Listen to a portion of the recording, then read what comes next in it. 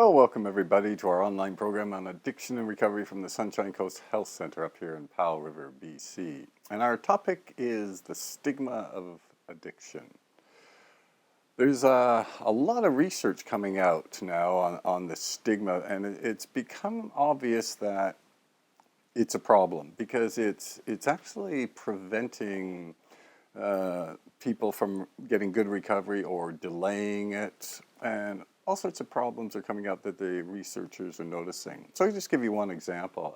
There's this fellow, James Livingston and his colleagues, who studied 13 research projects looking at the stigma of the addiction. There were many more, but he basically took the top 13.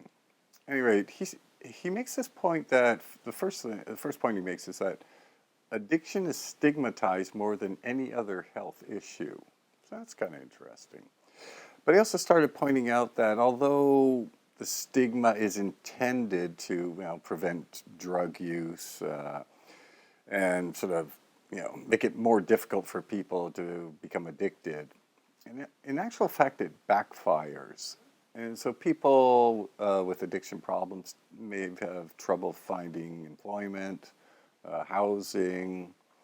They're looked at in a certain way. And all this then leads to poor mental and physical health and delays in going into recovery, delays in really reintegrating into family and society. And this is all pointed out quite clearly now in these 13 research projects. And the public stigma. The public tends, not 100% of course, but they tend to link addiction to, for example, if someone's HIV positive or has hepatitis C, they'll link it to criminal behavior. They'll link it to like unemployment and things like that. So this public persona too has this enormous power because a lot of policies are actually based on it.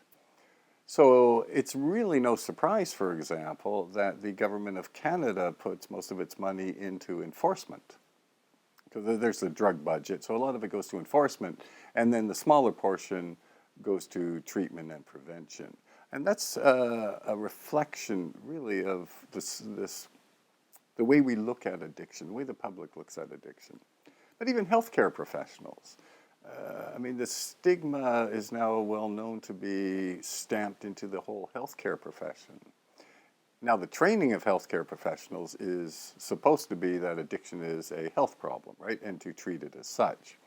But what they found is that a lot of healthcare professionals, and again, not 100%, but a significant number of them, they stigmatize the patient coming in who has a drug problem. They'll say, oh, he's drug seeking, or oh, he's just wasting valuable resources in the healthcare system, things like that, right? And even the person with the drug problem, they're not oblivious to this. They understand how the stigma and how people view them. And this is now well known to prevent people from revealing what's going on for them, for example, when they go to the doctor. It's known that it's delays, if not is a barrier to entering treatment. It's well known, for example, it's one of the causes of dropout rates. So even so on all these levels, from the healthcare to the public to the person suffering from addiction himself or herself, this whole stigma is a real problem in helping people get better. So one of the things they found out is that a lot of healthcare professionals, for example, it's like they live in a vacuum. They don't actually understand that they're part of this very long historical way of understanding addiction that has changed over time.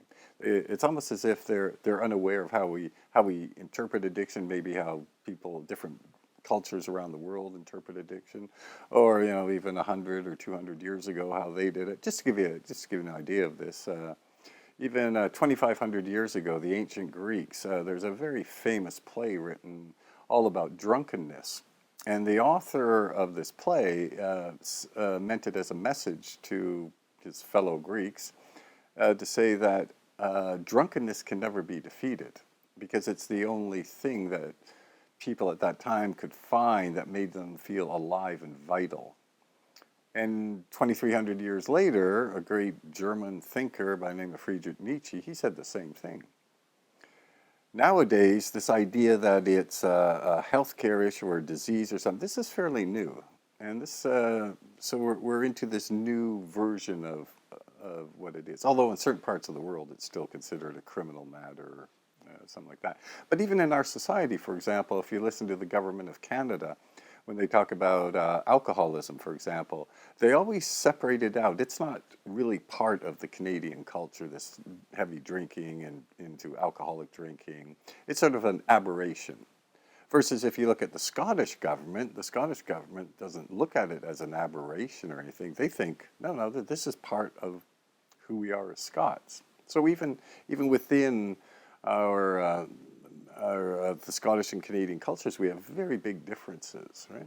And so whatever view that we come up with is actually just one component of that, one version of that, of what's actually going on in the world. It's not the truth or, the science or anything like that. It's just a version. And a lot of the researchers complain that because healthcare professionals don't recognize that, they tend to think, well, maybe this is reality. This is exactly how it is.